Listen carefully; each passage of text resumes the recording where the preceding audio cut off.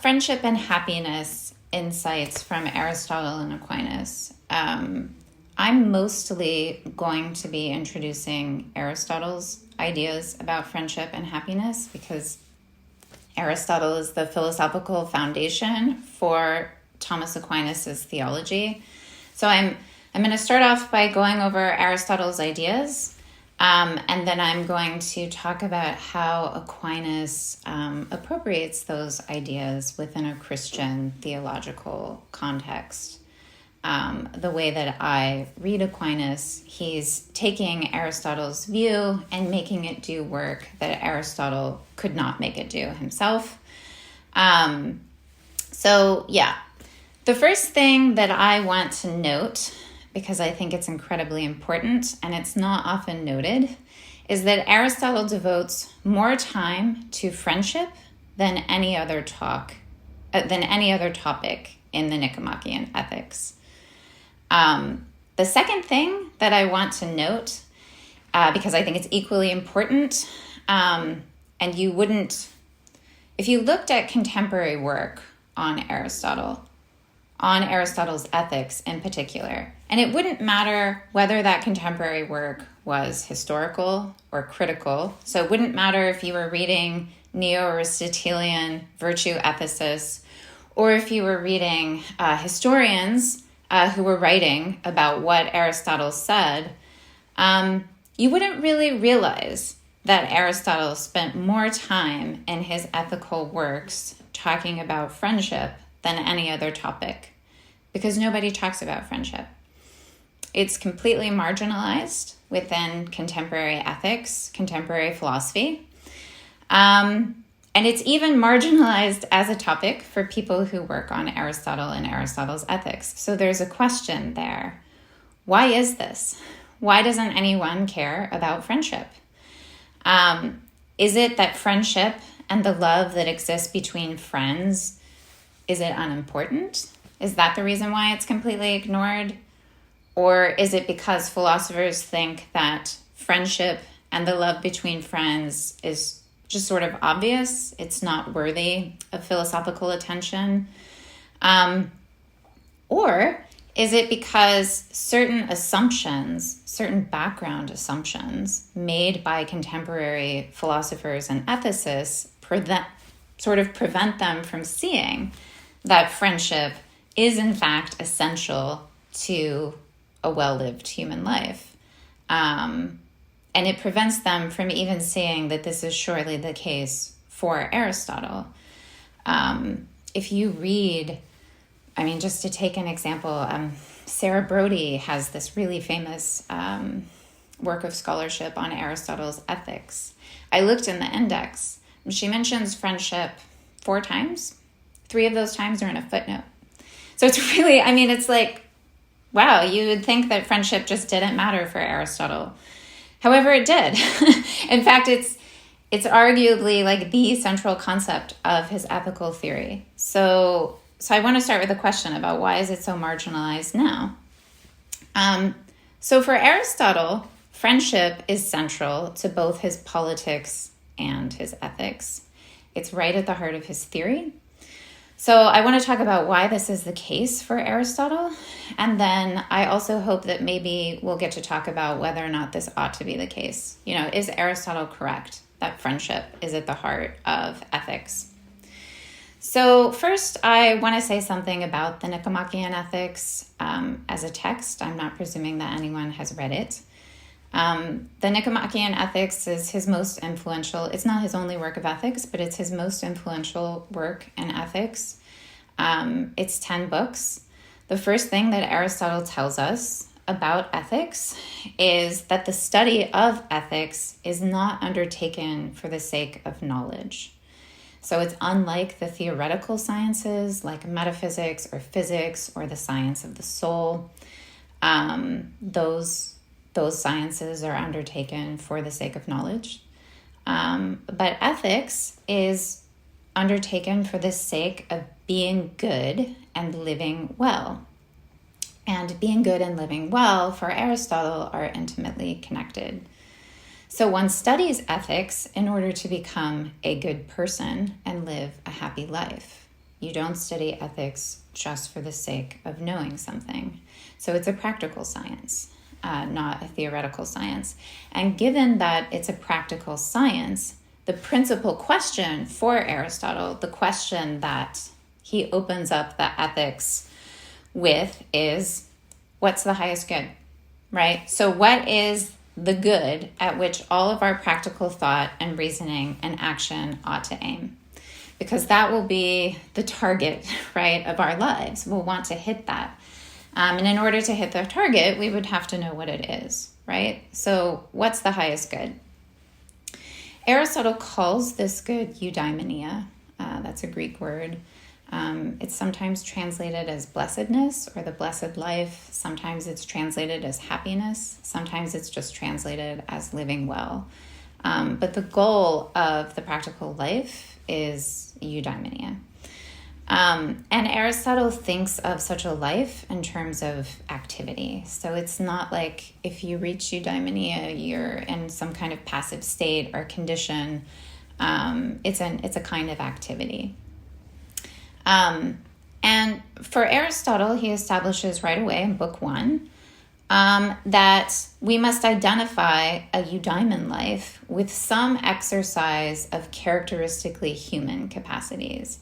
So the eudaimon life is going to have to be the exercise of capacities that are essential to the human, that like express the human in some unique way. And he thinks that these are our rational capacities. Our rational capacities are those capacities that make us live a uniquely or characteristically human kind of life. And basically, Aristotle spends the first 3 books of the Nicomachean Ethics trying to establish that eudaimonia is the highest good, that we're going to reach that through the exercise of our specifically rational capacities. So our capacity to know and understand what's true and to seek and realize what's good. And he establishes also that virtues are what's necessary for us in order to attain this end or this goal. And so that's kind of Book 1. And then in Book 2, he's trying to establish, what sort of characteristic a virtue is. Now, one thing that is really important for Aristotle is that happiness, or the sort of activity that constitutes a eudaimon life, is virtuous activity. Okay, so we just always have to keep that in mind when we're talking about Aristotle.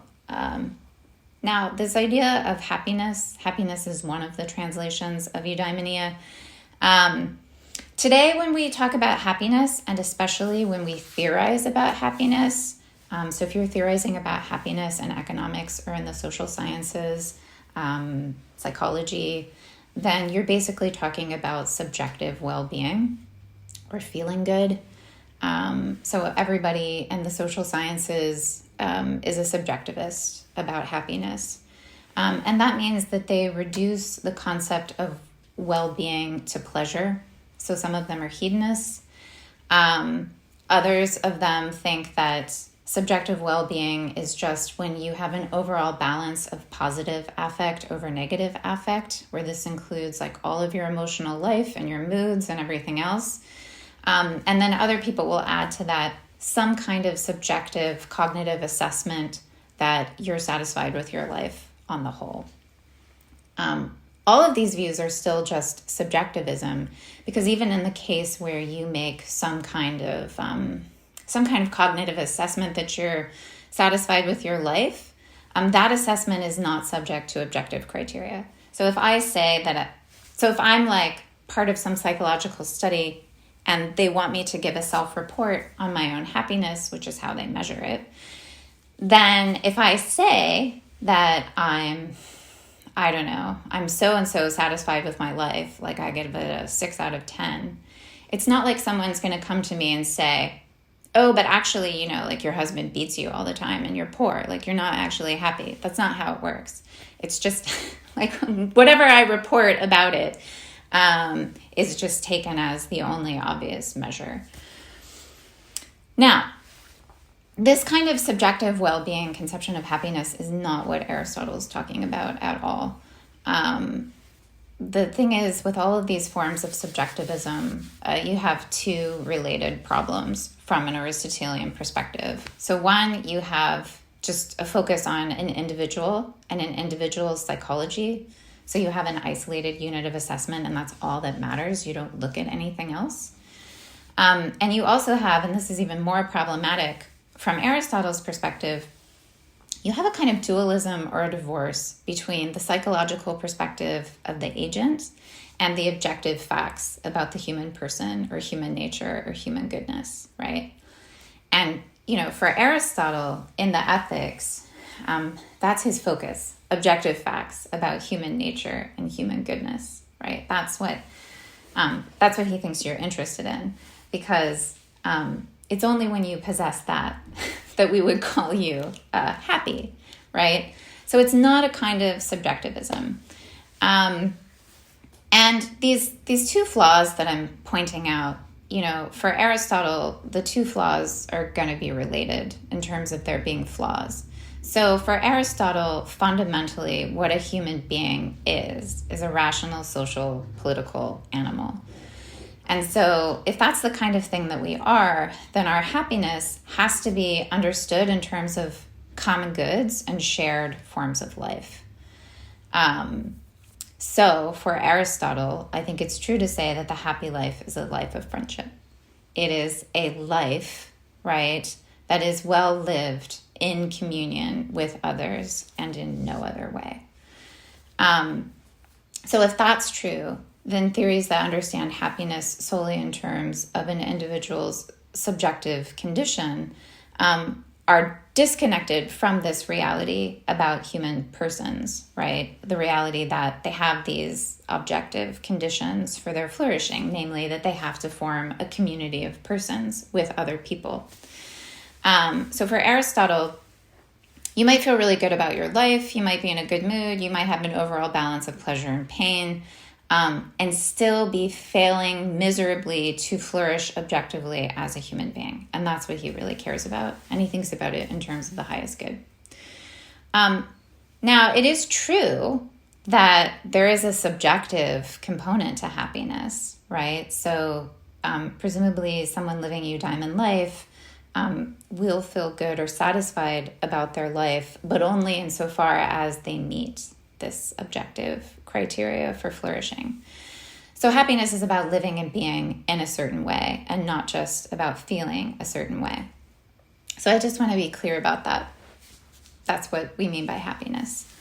Okay, so happiness, as I said, or eudaimonia or flourishing, whatever you want to call it, it's essentially connected to virtue. So what does virtue mean for Aristotle?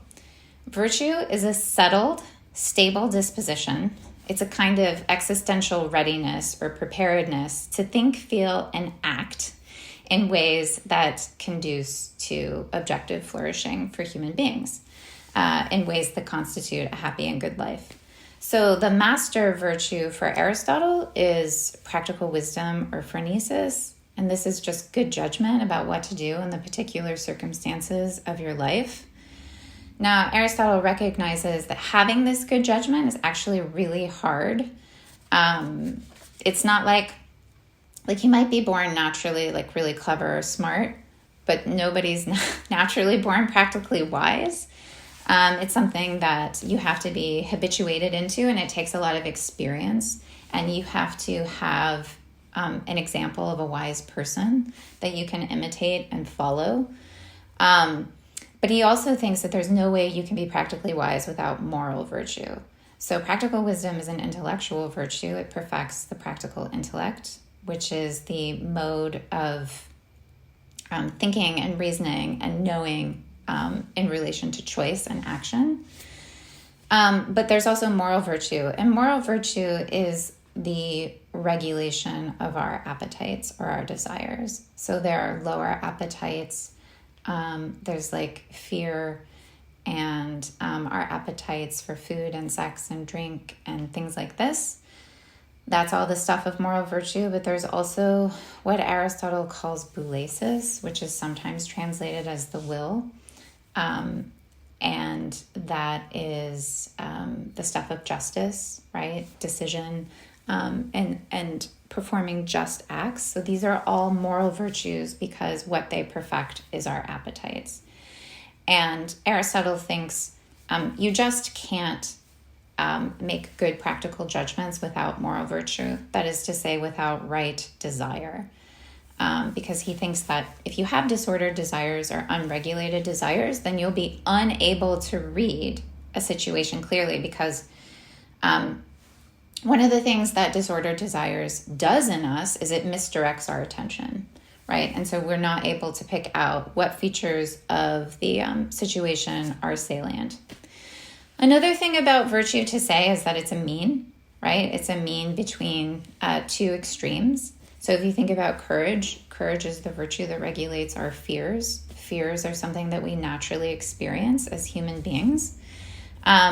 But if we have courage, that means that we're neither a coward nor a bore, right? So we feel the right amount of fear in the appropriate circumstances. Temperance regulates our bodily desires for sensual pleasures so that we're neither prudes nor profligates. And justice makes us ready to act in ways that respects the rights of others, to give others what is owed to them.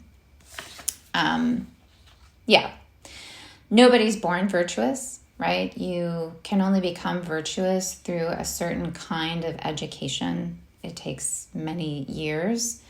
And it takes a certain kind of training and inculcation, and it also takes a desire to be virtuous. But if you do become a virtuous person, then you're like all set to live well.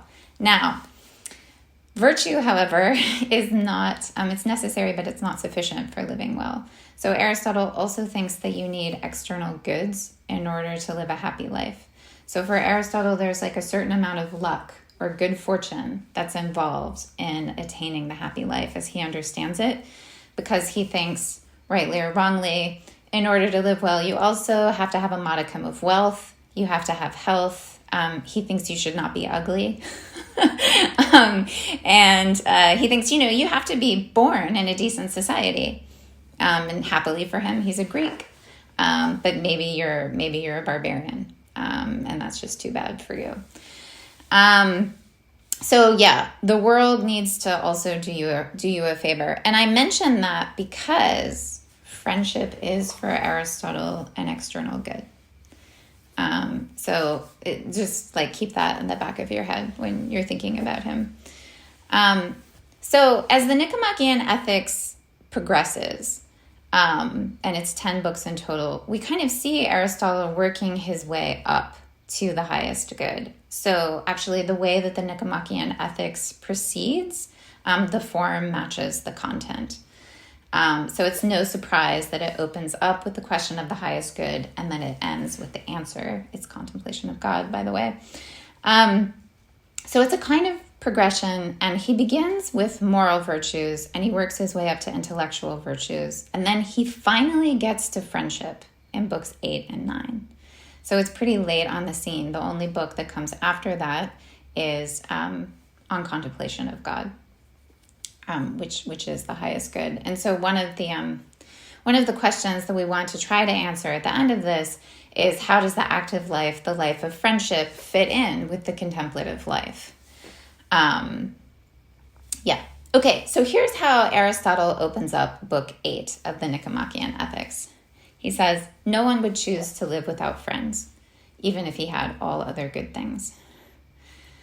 No one would choose to live without friends. So he's literally saying a life without friends isn't choice-worthy, and no one would choose it. He says at other times that, friendship is absolutely essential to the good life. But I think this is really striking because he says, even if he had every other good thing, his life wouldn't be choice-worthy if he didn't have friends. So this is like signaling just how important this is. And remember, this comes after he's already enumerated all the virtues. That's all done. And now he's just saying, a life without friends isn't choice-worthy. So what is friendship for Aristotle? And mostly here, I'm going to focus on what he says in Book 8. So in its most basic generic sense, for Aristotle, friendship is a kind of reciprocal goodwill between two persons. So they will one another's good. And these two persons seek to live one life together. So that's really important. So it's not just that it's not just like, oh, I want the good for you and you want the good for me. But also we want to live life together. This friendship requires mutual affection and like-mindedness, and Aristotle insists that it depends on a certain sort of equality between its participants.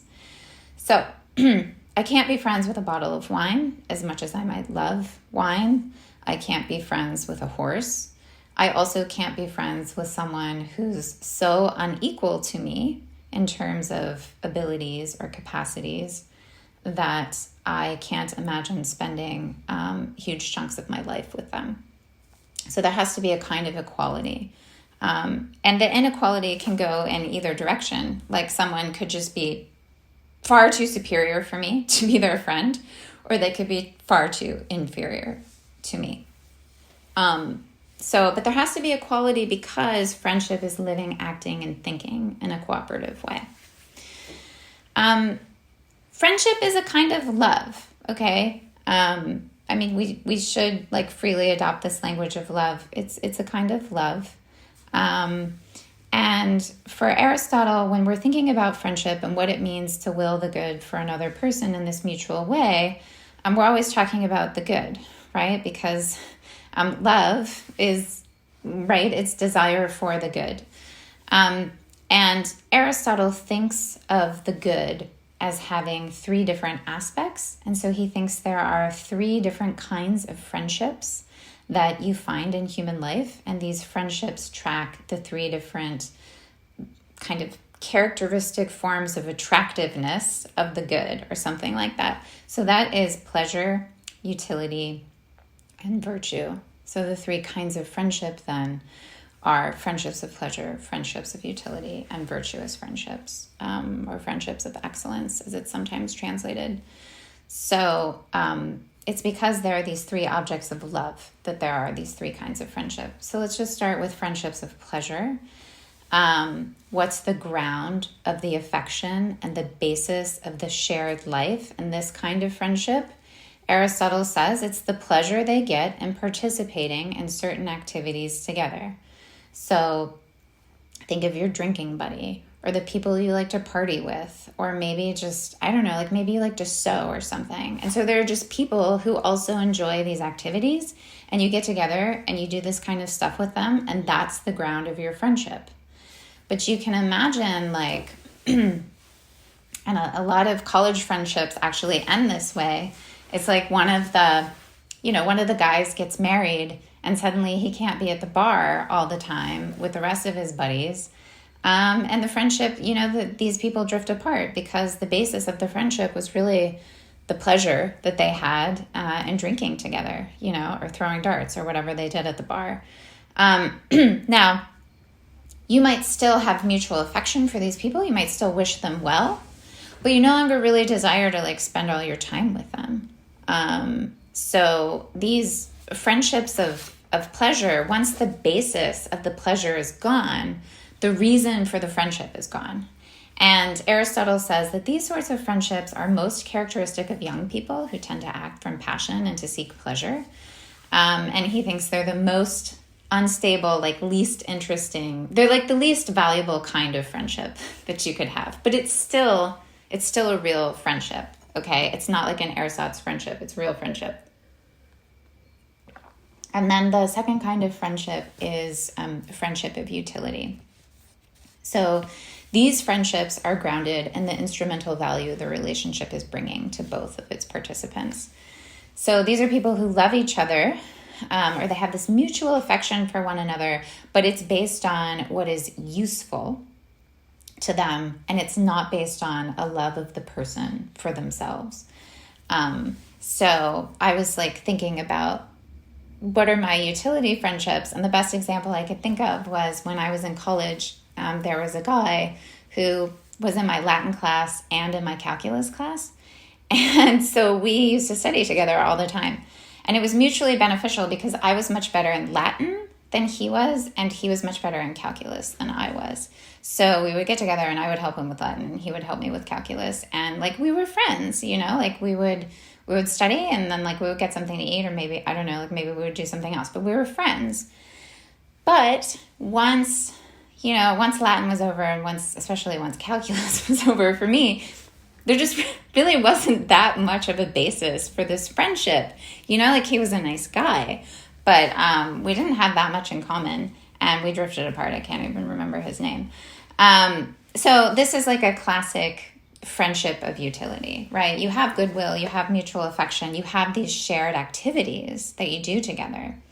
But it really is based on this person's usefulness to you and your usefulness to them.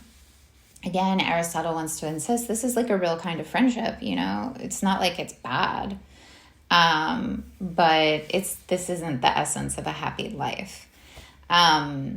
So this is what he says about these two kinds of friendship. He says, these friendships are friendships incidentally. For the one loved is not loved by reference to the person he is, but to the fact that in one case he provides some good, and in the other some pleasure. Such friendships are easily dissolved. And then he contrasts this kind of friendship with the friendship between excellent people, or the friendships between virtuous people. And this is the most important sort of friendship, the kind that's really at the heart of a happy life. And here, the ground of the mutual love and affection is the friends, right? So in this kind of friendship, you love the friend for who they are. So this is what Aristotle says. This is another quote. It is the friendship between excellent people or virtuous people, resembling one another in excellence, that is complete. For each alike of these wishes good things for the other, insofar as he is good, and he is good in himself. And those who wish good things for their friends' sake, are friends most of all. For they do so because of the friends themselves and not incidentally. So these friendships are very stable and lasting because what is loved is the excellence of the friend, in particular, the excellent character of the friend. So it's not that you love like their physical beauty or their charm, but you love their good character. And Aristotle notices, and this is very important, that these excellent friendships are also pleasant and useful. So there's a kind of unity to the good that he's bringing out in his discussion of friendship. So when you hit on what is truly good in itself, that thing is also pleasing to you and beneficial to you, useful to you, but your attraction to it is just that it's good. So whereas the other sorts of friendships only get like one aspect of the good and not the others, in excellent friendships, you get the entirety of the good. And that's another reason why for Aristotle, they're so excellent. Aristotle says that these kinds of friendships are rare and precious because they require time and attention and trust. He thinks that such friendships are the occasion for growth in virtue and also the exercise of virtue. Aristotle's really clear that it is the loving reciprocal good that is what is most excellent about these friendships. So the flourishing life then is one of loving communion with another person in this specific sense. The other thing that I want to note as important for Aristotle is that friendship is a common good. So there are three important features of common goods for Aristotle. The first is that these goods are common to all human beings. So the common ground of them is in human nature. There's like a metaphysical common ground. Second, these goods are not competitive. So my pursuit of a common good in no way in no way detracts or takes away from anyone else's pursuit of it. And third, if it's truly a common good, then it's never the sole possession of an individual. And it could never be measured just by looking at an individual, because the enjoyment of the good only comes through activities, shared activities, in which others also participate, such that the good is brought about and enjoyed together. And that's really crucial. So the example that I always use to think about this is like a symphony.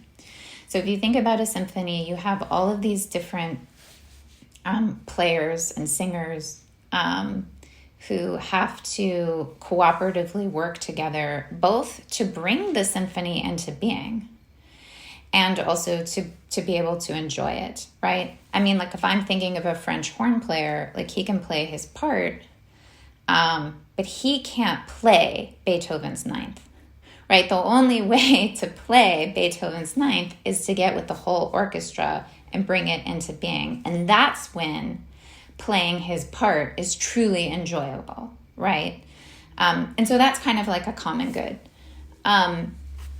So this idea of friendship as a common good, as a communion of persons, I think is fitting with Aristotle's idea of happiness as a natural good, because again, we're rational and political animals. We use language to communicate and make laws. So it makes sense that the happy life, the kind of life that realizes our potential is the kind of thing that we are, would be had in communion with other persons that's based in a kind of mutual affection and love. I'll also just note that in Aristotle's discussions of friendship, he talks about like almost all loving relationships as kinds of friendship. So the relationship between between parents and their children, between spouses. He even talks about the relationships between neighbors and citizens as kinds of friendship. So he thinks all of this is really important in human life, but he thinks that these character friendships are the most essential in terms of human flourishing. Okay, Aristotle also discusses the virtue of friendliness or affability as a specific virtue. It's a virtue that's necessary for good discourse and social relations. It's basically a mean between, so like you don't want to be obsequious or a flatterer, but you also don't want to be like rude and aggressive. So if you have the virtue of friendliness, which he thinks of as a moral virtue, then you're the kind of person who can make social situations go smoothly, right? So you're able to put people at ease. You're able to make people feel comfortable. And Aristotle thinks this is actually a really critical virtue. But like all virtues, it requires wisdom. And it requires all of the other virtues. So like you couldn't put someone at ease by flattering them, by telling them things about themselves that aren't true. So you would need to be honest and things like this. But friendliness or affability or amicability is also a virtue for Aristotle. And I think that's important because, again, it just underscores how important the common life is in his conception of ethics. Aristotle makes some interesting remarks about friendship and justice. So he says that the just need friends, but friends don't need justice. What on earth does he mean by this? Basically, I think it goes back to this idea that there's a kind of progression in the Nicomachean Ethics.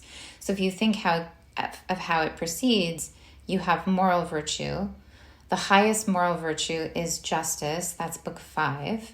And justice is the habit of giving to other people what is owed to them. And then after that, you have practical wisdom. And then after that, you have friendship. So you have this idea that justice is kind of the soil in which friendships grow. But friends don't need justice. Why not?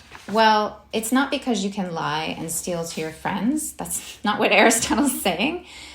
He's saying that the kind of loving relationship that is friendship makes justice unnecessary. So if you think about what it means to give somebody what they're owed, right? You just need to respect them as a person who has rights, and in whom you stand in certain relations of obligation. So it's a kind of I-thou, I-you relationship, right? It's essentially interpersonal, but it's not necessarily loving, right? You just have to treat people with respect and give them what's owed to them, and that's it. But friendship is something much higher than that. And I think that we can come to understand why friends don't need justice if we think about what Aristotle means when he says that a friend is a second self. So this is like a famous Aristotelian slogan. A friend is a second self. What does it mean? I think it means this. In friendship, you take the good of the friend as an essential part of your own good, such that the friend's happiness becomes your happiness. It just becomes a part of your own happiness. So if we think of the happiness of the friend as a common good in which both friends participate, then we're not in competition with our friends, right? What the friend wants for himself, his happiness, is not a private good, right? In competition with the friend's good. He wants it to be something shared in a reciprocal way with the friend, right? So friendship involves a kind of self-transcendent perspective in which one sees one's own life and one's good in relation to this greater whole, that is, this communion of persons that has been brought into being. So a friend understands himself as a part in the sense of a participant in a union of affection and will with another person. And now, insofar as you're taking up this perspective, it's not that like we're competing about something or like your happiness detracts from mine. It's more like if my friend suffers, I suffer, right? If my friend is flourishing, I'm flourishing, because obviously I don't do that independently of my friend. And now if we think about this stuff about justice, like if I'm your friend, I'm going to return your laptop that I borrowed, but I'm not going to return it because I owe it to you, even though I do owe it to you. And I'm not going to do it out of respect for you, even though I do respect you. But I'm going to do it because it's good for us. It's good for us, this communion of persons. And I'm going to do it because I love us, right?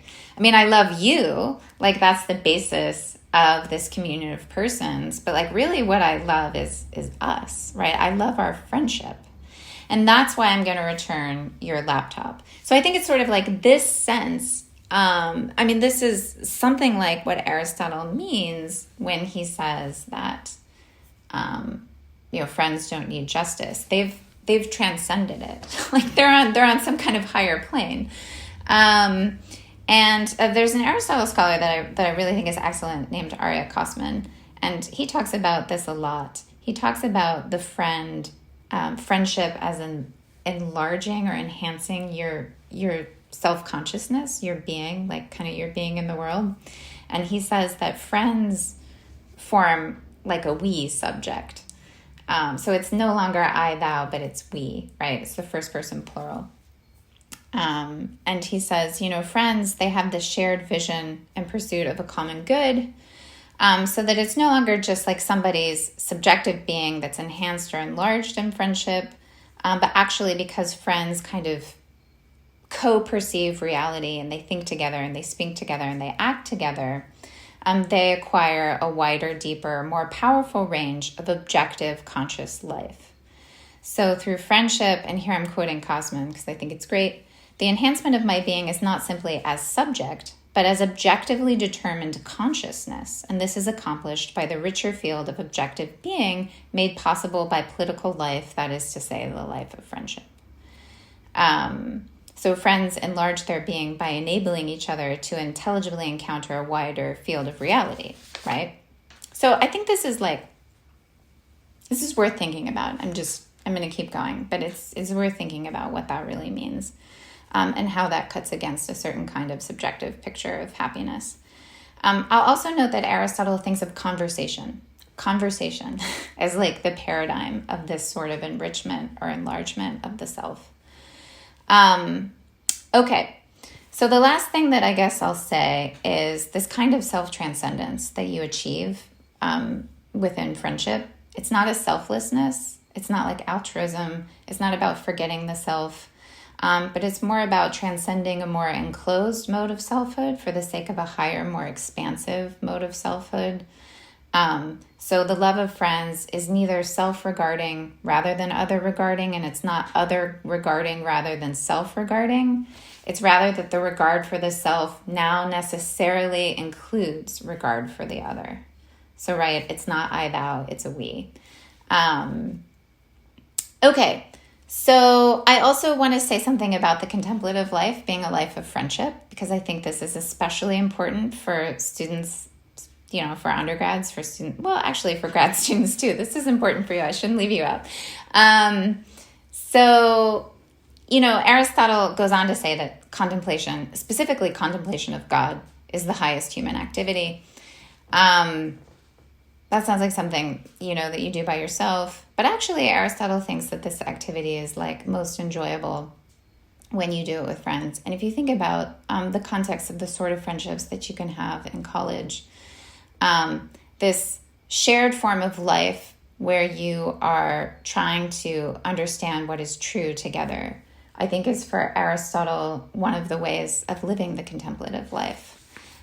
So if you think of St. Thomas and his discussions of studiositas, right? I mean, this is a virtue that you can really cultivate with your friends and exercise with your friends. So we don't need to think of the contemplative life and the active life as opposed to one another. We can think of our contemplative lives as a kind of friendship.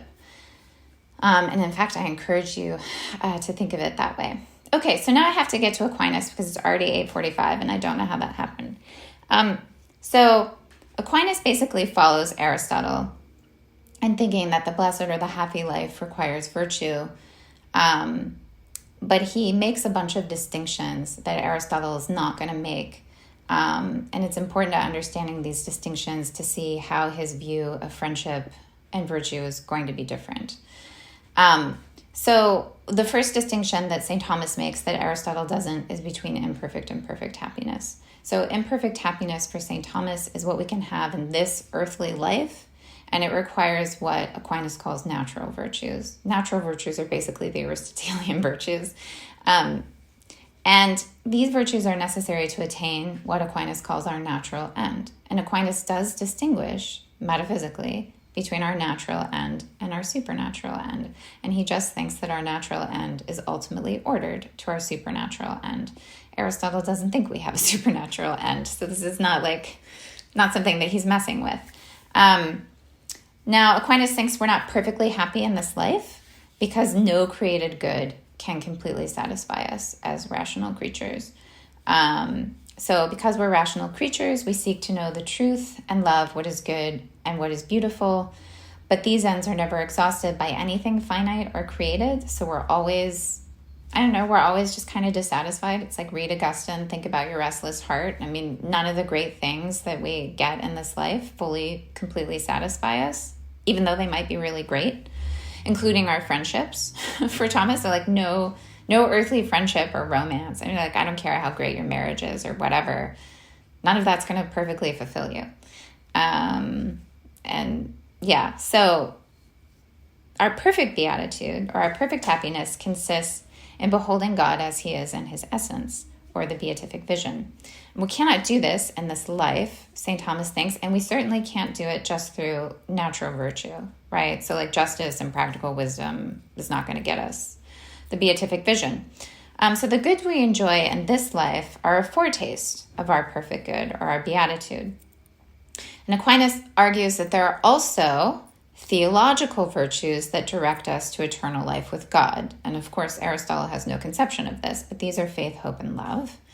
The theological virtues come about through us, through the operation of divine grace.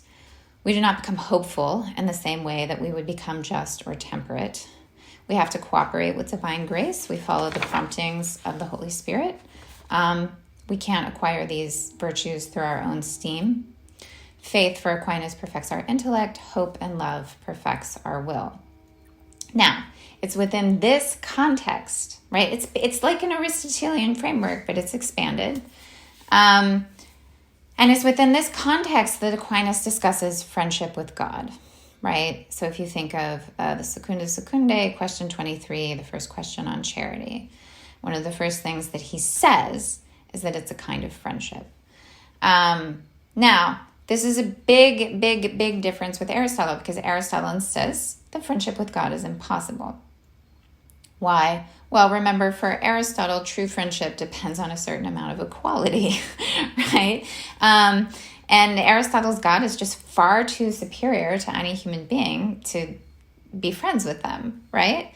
Aristotle's God can't be friends with humans because there's like no common good that they could share. There's no way for them to communicate or share their lives in any relevant sense. And so there's no basis for like this good mutual goodwill.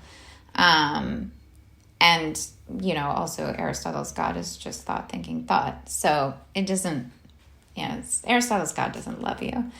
And he certainly doesn't need to have a friendship with you so he could like exercise his virtue with you. Like that just fundamentally makes no sense. So how is it that Aquinas thinks we can be friends with God? Well, I mean, the first thing that you need to say is that really to understand what Aquinas says here, you have to leave the philosophical mode and enter the theological mode. And that means that you're not going to get to this conclusion just through the use of natural reason. And Thomas doesn't. He relies explicitly on scripture and revelation, to make sense of this. So he's not just being a philosopher and saying this. But this is what he says in the relevant bit of the Summa that I just mentioned.